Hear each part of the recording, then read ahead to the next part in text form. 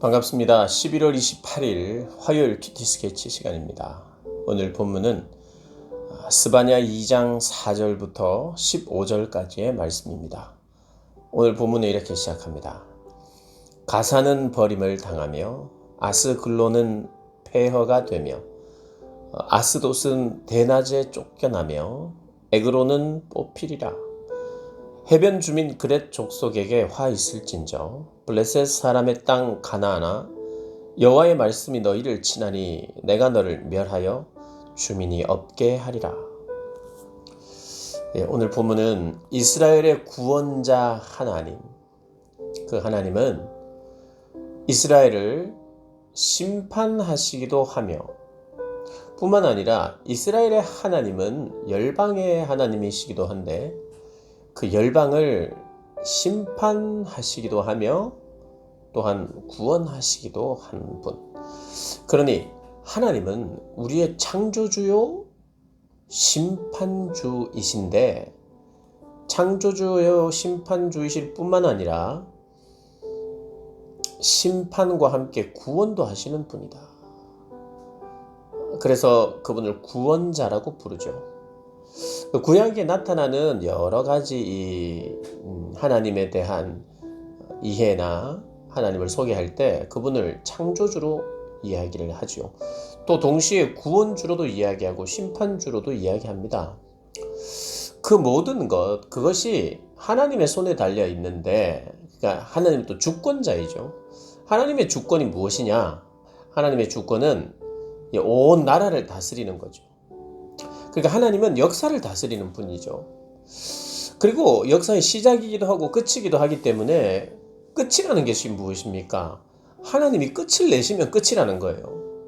그 나라의 시작도 하나님이 하시고 끝도 하나님이 내시는데 그분은 창조주이시고 또 심판주이시기도 하며 구원주이시기도 하며 그 모든 것을 또 통틀어 주관자다 이렇게 이야기할 수 있죠. 그 주관자이신 하나님, 통치자이신 하나님은 이스라엘의 주관자이실 뿐만 아니라 열방의 주관자다. 그래서 우리가 성경을 보면 구약에 이제 이방 나라들은 이스라엘 백성들과 하나님께서 이스라엘을 선택하신다는 그 면에서 특별한 것이 맞지만 열방 역시도 하나님의 선택에 포함되어 있습니다. 그 이스라엘 백성들이 정말 특별하다는 것은 다른 이들은 받지 못하는 구원을 받은 민족이기 때문에 특별한 게 아니고 그 구원을 이루어 가시는 하나님으로부터 말씀을 먼저 받았고 그 말씀을 전할 수 있는 민족이기 때문에 특별한 거예요. 그러니 우리가 나는 특별해서 하나님의 은혜를 받았고 나는 특별해서 하나님이 나에게 관심을 가지시고 구원을 하셨다라고 하는 말이 전혀 틀린 것은 아닙니다만은 그런 남들은 사랑하지 않고 나를 사랑해서 구원했단 말인가? 전혀 틀렸다고 말할 수는 없지만 내가 특별한 이유는 지금 내가 복음을 알게 되고 믿게 될 뿐만 아니라 지금 그 복음을 전하는 전달자로 사용될 수 있으니 그게 특별하다는 거예요. 복의 근원 되신 주님의 복의 통로가 되는 것, 그걸 위하여 뽑아서 선택하니까 그래서 특별한 겁니다. 아브라함이 왜 특별한가? 그를 뽑아서 구원시킨 건 그게 특별한 게 아니라 복의 통로로 사용되는데 뽑힌 것이니 그게 특별한 거예요. 이스라엘이 왜 특별한 건가?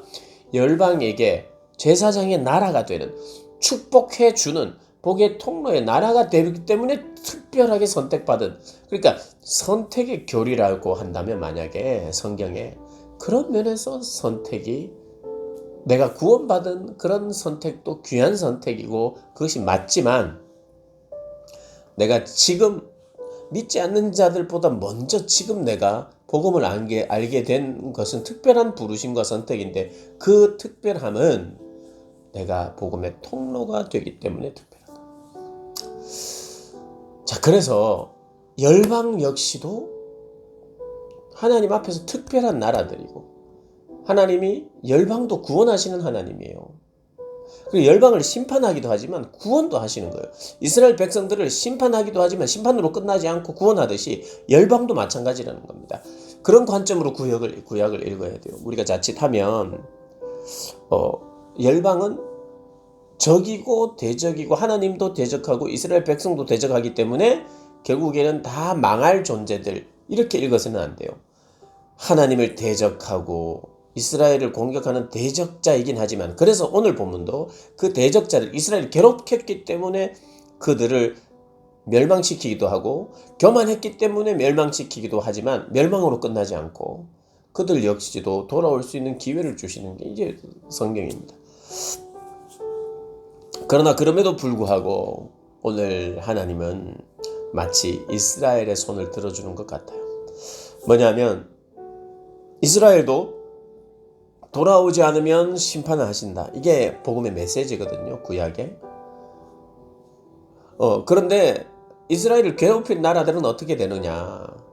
그들 역시도 하나님은 열방의 구원자이시지만 또한 열방의 심판자이기 때문에 이들도 당연히 심판을 받는다 하고 지금 오늘 이야기하는 거예요. 블레셋이 심판을 받을 것이고 모압과 암몬, 구스, 아수르 다 망할 것이다. 이스라엘도 예외가 아닙니다. 하나님을 떠나면 망해요.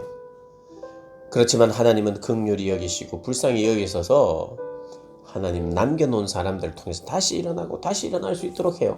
열방도 마찬가지입니다. 완전히 끝내는 게 아니라 너희들은 다 저주받아서 끝날 나라들로 끝이 아니에요. 오늘 본문에 보면 그것이 저의 말이 아니라 11절에 보면 여호와가 그들에게 두렵게 되어서 세상의 모든 신을 쇠약하게 하리니 자기가 믿는 잘못된 우상들, 자기 이방 나라도 신을 믿는데 그 신이 쇠약하게 되고, 그래서 이방이 깨닫게 되는 거예요. 이방의 모든 해변 사람들이 각각 자기 처소에서 여호와께 경배하리라. 여호와를 인정하는 거예요. 자기들을 심판하시는 여호와를 인정하게 되고, 그리고 결국에는 열방도 돌아오게 되는 것이 하나님의 구원자이신 하나님의 플랜이에요. 그런데 우리가 이 성경을 읽을 때에 열방은 제외되어 있다라고 생각하면서 구약을 읽어서는 안 됩니다. 물론 이스라엘의 사랑, 오늘 보면 대조가 나오거든요. 블레셋 사람들, 모압 사람들은 다 교만하고 악을 행하고 하나님의 백성, 선택받은 하나님의 백성을 괴롭히는 것 때문에 심판받고 멸망당하는 것 같지만, 그래서 이런 모습이 마치 저주받아 끝날 것 같지만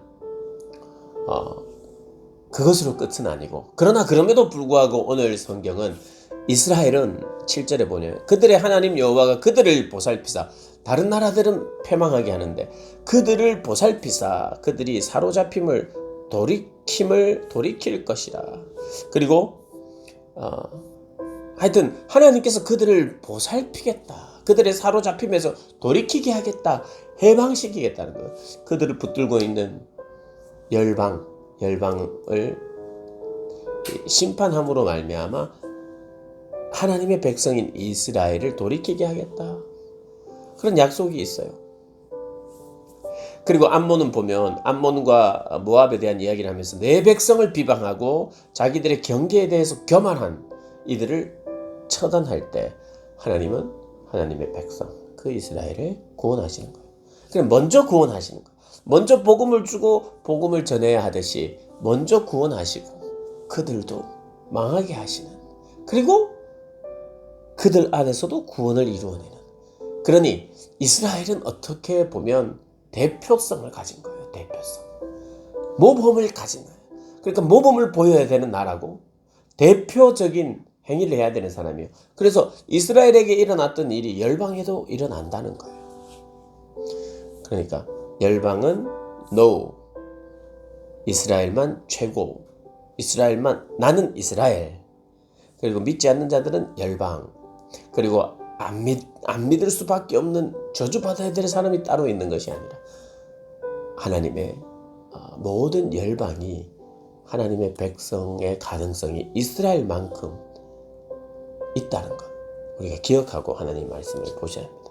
그럼에도 오늘이라고 하는 삶 속에서 믿는 자를 대적하는 그들을 하나님은 가만 보고만 있지 않는다. 의로운 고난을 당하는 자들을 그냥 내버려 두지 않는다. 하나님 우리를 구원하고 그런 대적자들을 구원하시지만 하나님 우리의 삶 속에서 우리를 먼저 구원하실 때가 많다. 그런 하나님의 그 구원의 방법을, 하나님의 그런 주권자 되심을 여러분 바라보시면서 하나님이 어떤 분이신지 기억하시면서 그분을 의지하고 섬기시는 저와 여러분 되시길 주님의 이름으로 축복합니다.